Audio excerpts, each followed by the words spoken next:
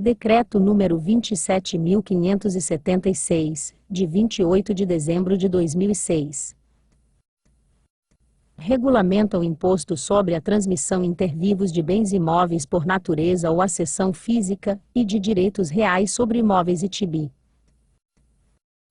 A governadora do Distrito Federal, no uso das atribuições que lhe conferiu o artigo 100, inciso 7º, da Lei Orgânica do Distrito Federal, e tendo em vista o disposto na Lei Federal nº 5.172, de 25 de outubro de 1966, na Constituição da República Federativa do Brasil, de 05 de outubro de 1988, na Lei Complementar nº 4, de 30 de dezembro de 1994, na Lei Complementar nº QATRO 35, de 27 de dezembro de 2001, na Lei Federal nº M0.406, de 10 de janeiro de 2002, e na Lei nº 3.830, de 14 de março de 2006, decreta. Artigo 1º. O imposto sobre a transmissão intervivos de bens imóveis e direitos a eles relativos e TIBI incide sobre. Inciso 1º. A transmissão intervivos, a qualquer título, por ato oneroso, da propriedade ou domínio útil de bens imóveis por natureza ou acessão física. Inciso 2º. A transmissão intervivos, a qualquer título, por ato oneroso, de direitos reais sobre imóveis, excetos de garantia. Inciso 3º. A cessão de direitos à sua aquisição, por ato oneroso, relativo a essas transmissões referidas nos incisos anteriores. Parágrafo 1º. O imposto refere-se a atos e contratos relativos a imóveis situados no território do Distrito Federal. Parágrafo 3º. Estão compreendidos na incidência do imposto. Inciso 1º. A compra e venda. Inciso 2º. A dação em pagamento. Inciso 3º. A permuta. Inciso 4º. A arrematação, a adjudicação e a remissão. Inciso 5º. O excesso oneroso em bens imóveis na divisão de patrimônio comum, ou partilhado, em virtude de dissolução da sociedade conjugal por separação judicial ou divórcio, de sucessão e de extinção de condomínio ou sociedade de fato. Inciso 7º. A instituição de usufruto convencional sobre bem imóvel, e sua extinção por consolidação na pessoa do nu proprietário. Inciso 8º. A instituição de direito real de uso, e de superfície. Inciso 9º. A cessão de direitos do arrematante ou adjudicatário, depois de assinado o auto de arrematação ou adjudicação.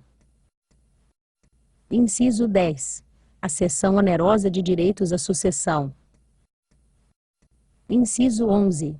Qualquer ato judicial ou extrajudicial intervivos que importe, ou se resolva em transmissão onerosa de imóveis ou direitos reais sobre imóveis, excetos de garantia. Parágrafo 4º. São bens imóveis o solo e tudo quanto, se lhe incorporar natural, ou artificialmente. Parágrafo 5º. Consideram-se imóveis para os efeitos legais. Inciso 1º. Os direitos reais sobre imóveis, e as ações que os asseguram. Inciso 2º. O direito à sucessão aberta. Parágrafo 6º. Os direitos reais sobre imóveis, exceto os de garantia, são. Inciso 1º. A propriedade. Inciso 2º. A superfície. Inciso 3º. As servidões. Inciso 4º. O usufruto. Inciso 5º. O uso. Inciso 6º. Habitação. Inciso 7º. O direito do promitente comprador do imóvel. Inciso 8º. A concessão de uso especial para fins de moradia. Inciso 9º. A concessão de direito real de uso. Parágrafo 7º. Não perdem o caráter de imóveis. Inciso 1º. As edificações que, separadas do solo, mas conservando a sua unidade, forem removidas para outro local. Inciso 2º. Os materiais provisoriamente separados de um prédio, para nele se reempregarem. Parágrafo 8º. O disposto no inciso 7º do parágrafo 3º deste artigo, não se aplica à extinção do usufruto por morte ou renúncia do usufrutuário. Parágrafo 9º. Tratando-se da hipótese prevista no inciso 3º do caput, consubstanciada por intermédio de mandato com cláusula em causa própria, ou com poderes equivalentes para a transmissão de bem imóvel e respectivo subestabelecimento, desde que contenha cláusula de irrevogabilidade e irretratabilidade, observar-se-á. Artigo 2º. O imposto não incide sobre: inciso 1º. A transmissão de bens ou direitos incorporados ao patrimônio de pessoa jurídica, em realização de capital nela subscrito. Inciso 2º. A transmissão de bens ou direitos em decorrência de fusão, incorporação, cisão ou extinção de pessoa jurídica. Inciso 3º. A transmissão aos mesmos alienantes dos bens e direitos adquiridos na forma do inciso I deste artigo, em decorrência de sua desincorporação do patrimônio da pessoa jurídica a que foram conferidos. Inciso 4º. A aquisição de bens e direitos por uso capião. Inciso 5º. A transmissão de bens imóveis e respectivos direitos ao patrimônio. Alínea A. Da União, dos Estados, do Distrito Federal e dos municípios. Alínea B. De templos de qualquer culto. Alínea C. De partidos políticos, inclusive suas fundações, e entidades sindicais dos trabalhadores. Alínea D. De instituições de educação e de assistência social sem fins lucrativos. Alínea I. De autarquias, fundações instituídas e mantidas pelo poder público. Parágrafo 1º. O disposto nos incisos I a 3º deste artigo, não se aplica quando a pessoa jurídica adquirente tiver como atividade preponderante a compra e venda de bens imóveis, e seus direitos reais, a locação de bens imóveis, ou o arrendamento mercantil. Parágrafo 2º. Considera-se caracterizada a atividade preponderante, quando mais de 50% da receita operacional da pessoa jurídica adquirente, nos 24 meses anteriores, e nos 24 meses posteriores à aquisição, decorrer das transações mencionadas no parágrafo anterior. Parágrafo 3º.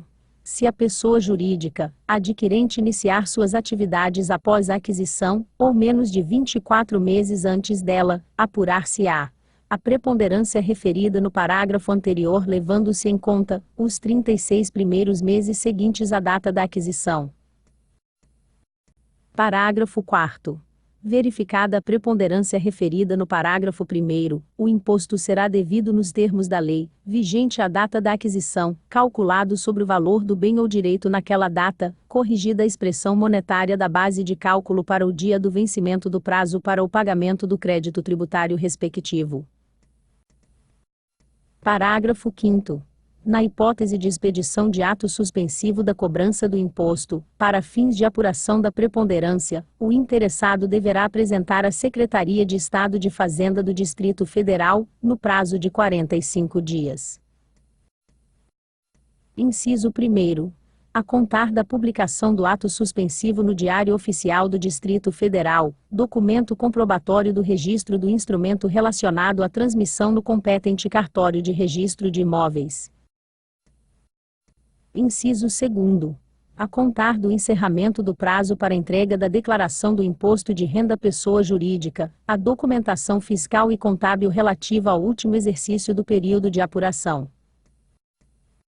Parágrafo 6º. O disposto no inciso V deste artigo. Inciso 1º.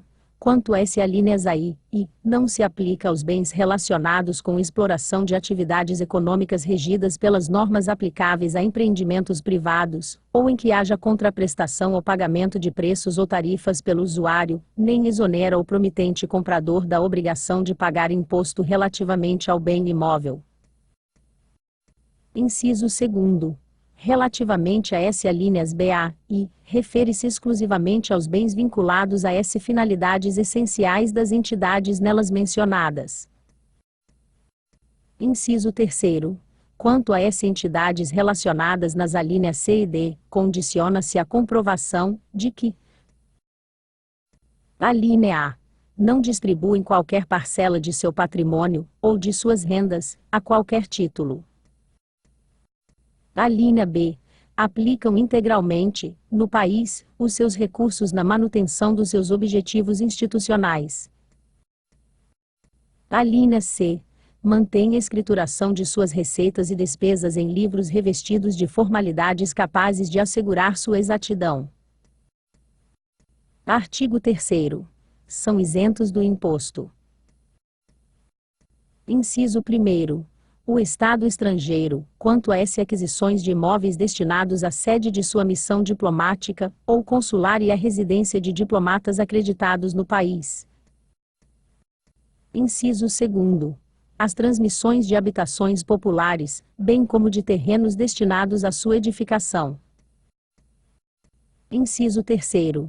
Os concessionários de direito real de uso de imóveis da Companhia Imobiliária de Brasília Terracap, destinados à implantação de oficinas mecânicas, quando for fato gerador do tributo, a cessão de uso com opção de compra. Inciso 4º. A aquisição de imóveis de propriedade da Companhia Imobiliária de Brasília Terracap pelos empreendedores habilitados pela Caixa Econômica Federal, bem como a transação de venda dos terrenos à Caixa Econômica Federal, e as demais operações de transferência de propriedade dos imóveis, com recursos provenientes do Programa de Arrendamento Residencial PAR, do Governo Federal. Inciso 5º. A aquisição do imóvel destinado a empreendimento enquadrado nos Programas de Promoção de Desenvolvimento Econômico Integrado e Sustentável do Distrito Federal Pró-Distrito Federal e Pró-Distrito Federal Inciso 2º, cujos projetos forem aprovados até 15 de julho de 2007, por ocasião da opção de compra e venda, mediante lavratura da escritura pública, na forma da legislação. Inciso 6º. A aquisição de imóvel destinado à implantação de empreendimento beneficiado pelo Plano de Desenvolvimento Rural do Distrito Federal Pró-Rural/Distrito Federal RID, na forma da legislação. Parágrafo 1º. Para os efeitos do inciso 2º do caput, considera-se: Inciso 1º. A habitação popular, o imóvel edificado com área total de construção não superior a 60 metros quadrados, e área total do terreno não superior a 300 metros quadrados, localizado em zona economicamente carente. Inciso 2º. Terreno destinado à habitação popular, o imóvel não edificado com área total não superior a 300 metros quadrados, localizado em zona economicamente carente. Parágrafo 2º. Quanto ao disposto no inciso I do parágrafo 1º, não se aplica o requisito relativo à área total do terreno, quando se tratar de edificação em condomínio de unidades autônomas. Parágrafo 3º. Considera-se zona economicamente carente, para os fins dos incisos I e 2º do parágrafo 1º, a área, de propriedade do Distrito Federal, ou de empresa sob seu controle acionário, destinada a programa de assentamento habitacional. Artigo 4º. A isenção e a não incidência de caráter não geral serão reconhecidas pela Secretaria de Estado de Fazenda do Distrito Federal, mediante requerimento do adquirente, instruído com documentos comprobatórios do preenchimento das condições definidas neste regulamento ou em outras normas específicas. Artigo 5º. A base de cálculo do imposto é o valor venal dos bens ou direitos transmitidos ou cedidos. Parágrafo 1º. não são dedutíveis do valor venal, para fins de cálculo do imposto, eventuais dívidas que onerem o imóvel transmitido ou cedido. Parágrafo 2º. Sem prejuízo do disposto no parágrafo anterior, para os efeitos deste artigo. Inciso 1º. O valor venal dos direitos reais corresponde a 70% do valor venal do imóvel. Inciso 2º. O valor da propriedade nua corresponde a 30% do valor venal do imóvel. Parágrafo 3º. A base de cálculo do imposto, no caso de aquisição em asta pública, é o valor da arrematação. Artigo 6º. O valor venal é determinado pela administração tributária, por meio de avaliação feita com base nos elementos de que dispuser, e ainda, na declaração do sujeito passivo. Parágrafo 1º.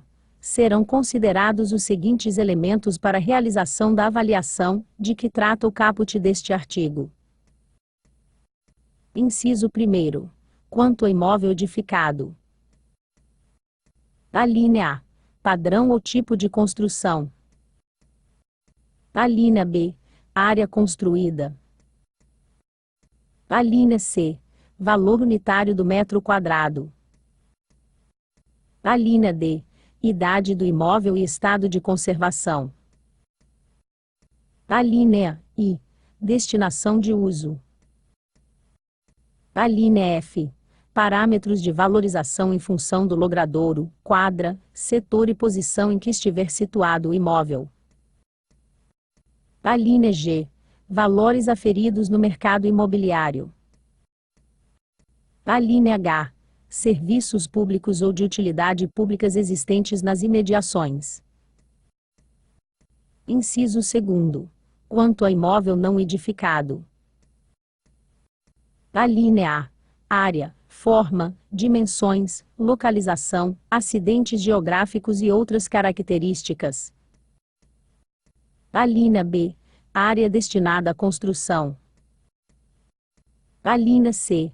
Gabarito. Alínea D. Destinação ou natureza da utilização. Alínea I. Parâmetros de valorização em função do logradouro, quadra, setor e posição em que estiver situado o imóvel. Alínea F. Valores aferidos no mercado imobiliário. Alínea G. Serviços públicos ou de utilidade pública existente nas imediações. Parágrafo 2º. Para efeito de cálculo do imposto, prevalecerá o valor declarado no instrumento, quando este for superior ao valor da avaliação da administração apurada na forma deste artigo. Artigo 7º. O contribuinte do imposto é o adquirente, o cessionário e o promitente comprador do bem ou direito.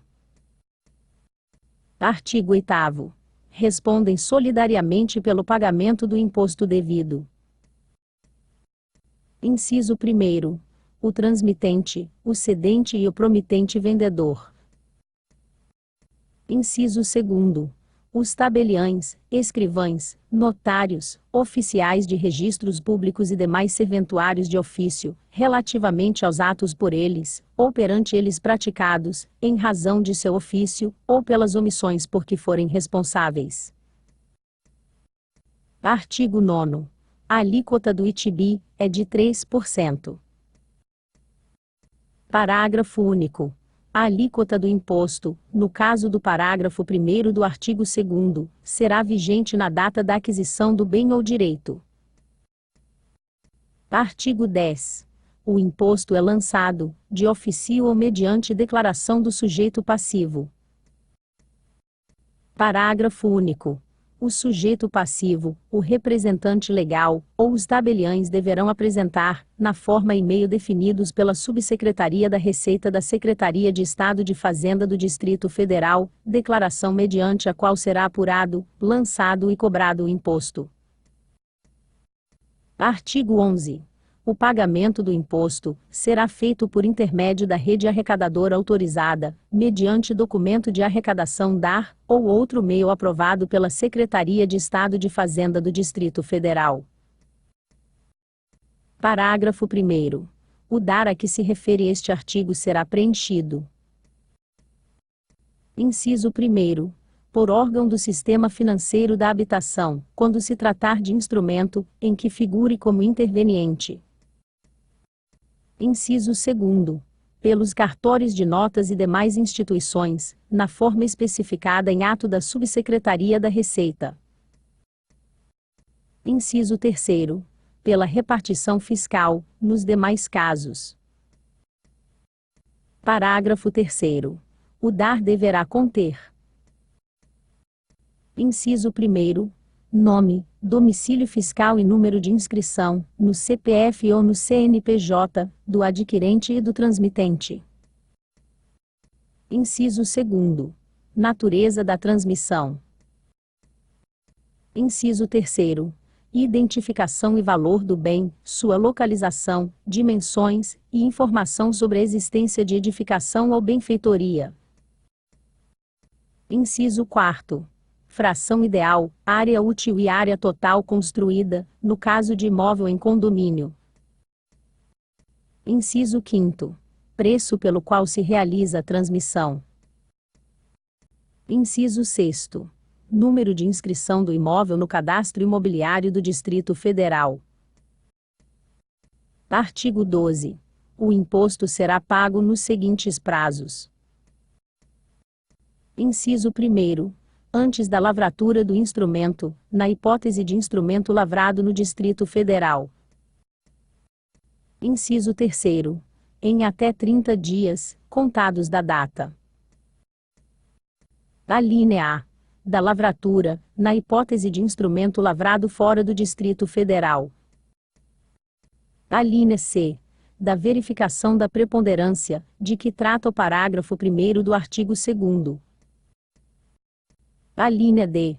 Do registro na junta comercial, ou no cartório de registros civis, quando a pessoa jurídica adquirente tiver como atividade preponderante a compra e venda de bens imóveis, e seus direitos reais, a locação de bens imóveis, ou o arrendamento mercantil, relativamente aos atos de 1. Transmissão de bens ou direitos incorporados ao patrimônio de pessoa jurídica, em realização de capital nela subscrito. 2. Transmissão de bens ou direitos em decorrência de fusão, incorporação, cisão ou extinção de pessoa jurídica. 3. Transmissão aos mesmos alienantes dos bens e direitos adquiridos na forma do inciso I deste artigo, em decorrência de sua desincorporação do patrimônio da pessoa jurídica a que foram conferidos. Alínea I. Do trânsito em julgado, na hipótese de transmissão decorrente de sentença judicial. Alínea F. Da expedição da carta de arrematação ou adjudicação. Inciso 5º. Antes do registro do ato no ofício competente, na transmissão que se formalizar por instrumento particular, a que se refere o parágrafo 5º do artigo 61 da Lei Federal nº 4.830, de 21 de agosto de 1964.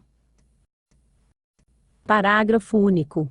Na hipótese de transmissão de bens imóveis adquiridos no âmbito de projetos sociais instituídos pela União, ou pelo Distrito Federal e financiados pelo Sistema Financeiro Nacional, o imposto poderá ser pago até o momento do registro do título translativo no Registro de Imóveis. Artigo 13. O imposto incidente sobre imóveis localizados no Distrito Federal poderá ser pago, a critério da Secretaria de Estado de Fazenda do Distrito Federal, em até 4 cotas, na hipótese de ser o contribuinte domiciliado no Distrito Federal. Parágrafo único. Na hipótese deste artigo, o contribuinte deverá apresentar o comprovante de quitação do imposto ao cartório perante o qual deva ser lavrado o instrumento relacionado com a transmissão ou efetuado o registro. Artigo 14. Os oficiais dos cartórios de registro de imóvel, e seus substitutos, os tabeliães, escrivães e demais eventuários de ofício, ficam obrigados, sob pena da responsabilidade prevista no artigo 8º-A. Inciso 1º. exigir do contribuinte a apresentação do documento original comprovante do recolhimento do imposto, ou de documento comprobatório de não incidência ou isenção expedido pela Secretaria de Estado de Fazenda do Distrito Federal, antes da lavratura de instrumento relacionado com a transmissão de imóvel ou direito a ele relativo, e da efetivação do respectivo registro. Inciso 2º. Transcrever, conforme o caso, o inteiro teor do termo de quitação, de que trata o parágrafo 5º, ou dos documentos referidos no inciso I nos instrumentos relacionados com as transmissões de imóveis ou direitos a eles relativos que lavrarem.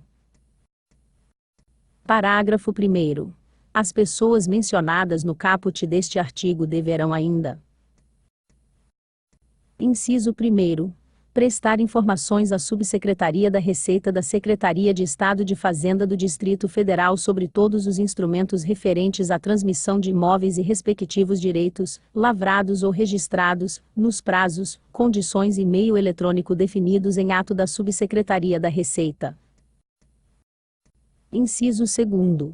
Prestar informações e fornecer documentos solicitados pela administração tributária. Parágrafo 2º. O termo de quitação, de que trata o parágrafo 5º, e os documentos a que se refere o inciso I do caput deste artigo deverão ficar arquivados, no cartório, à disposição do fisco, durante o prazo decadencial previsto na legislação tributária. Parágrafo 3º.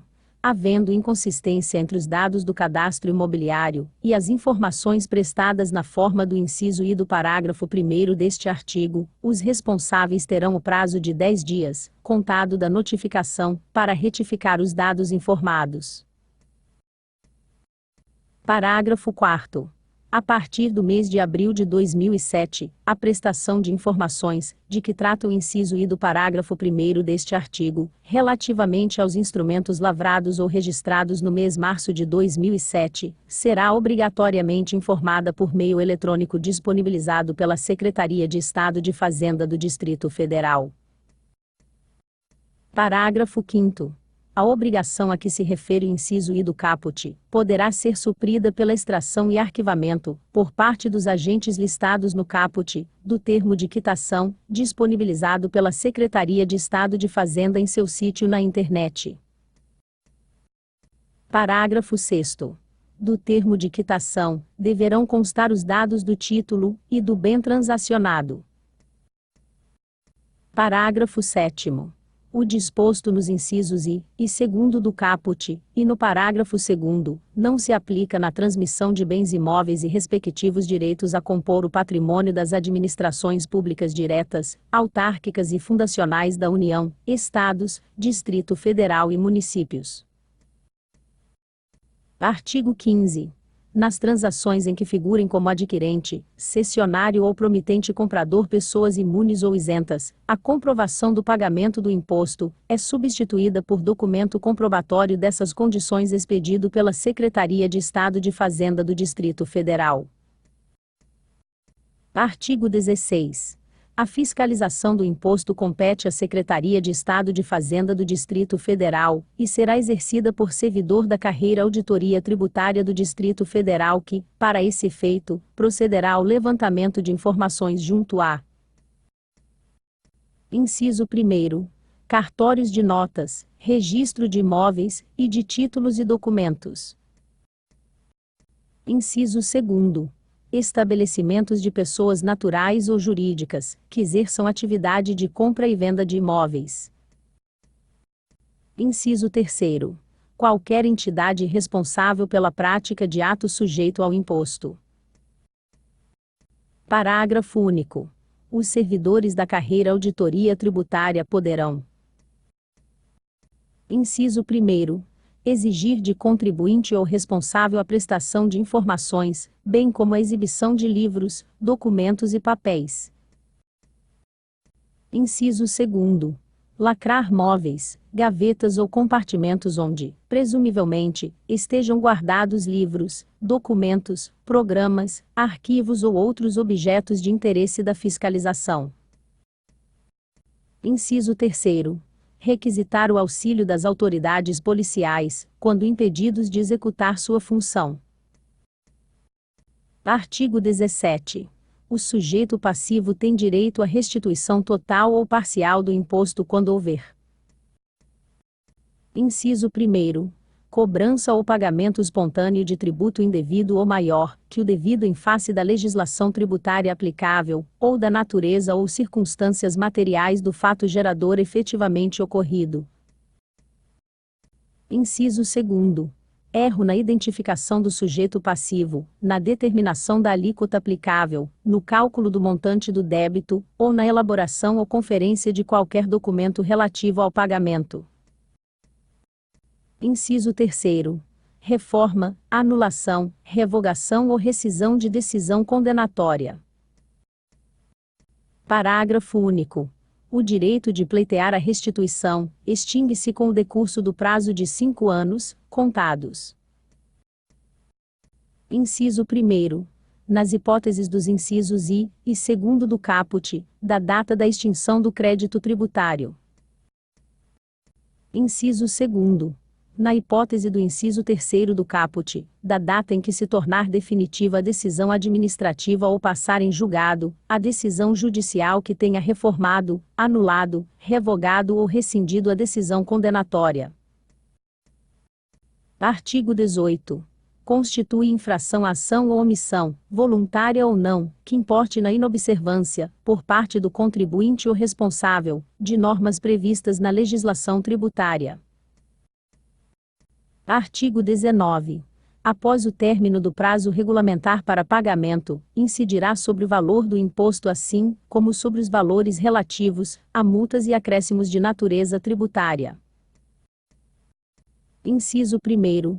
Atualização monetária mensal calculada pela variação mensal do Índice Nacional de Preços ao Consumidor INPC calculado pelo Instituto Brasileiro de Geografia e Estatística IBGE ou índice, que vier a substituí-lo. Inciso 2º.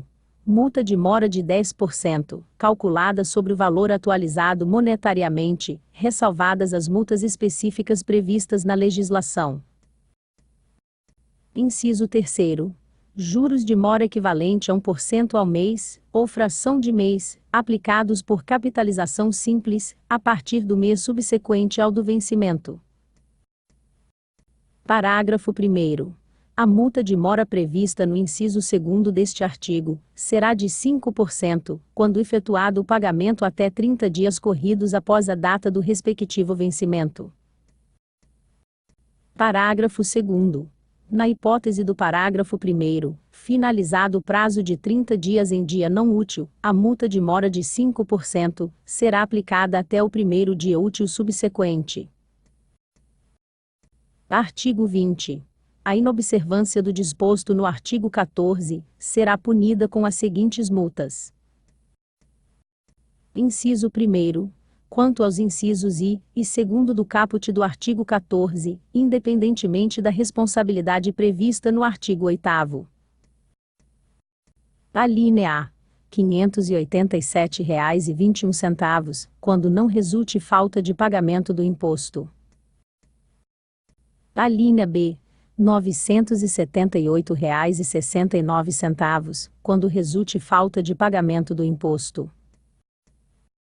Inciso 2º. R$ 587,21, relativamente a essas obrigações previstas no parágrafo 1º do ARTIGO 14. Artigo 21. Os prazos previstos neste regulamento contam-se em dias corridos, excluindo-se de sua contagem o dia de início e incluindo-se o do vencimento. Parágrafo único. Os prazos ou se iniciam ou vencem em dia de expediente normal na repartição, em que corra o processo, ou deva ser praticado o ato. Artigo 22. Este regulamento entra em vigor na data de sua publicação, produzindo efeitos a partir de 1º de janeiro de 2007. Artigo 23. Revogam-se as disposições em contrário, em especial o Decreto número UM 6114, de 02 de dezembro de 1994.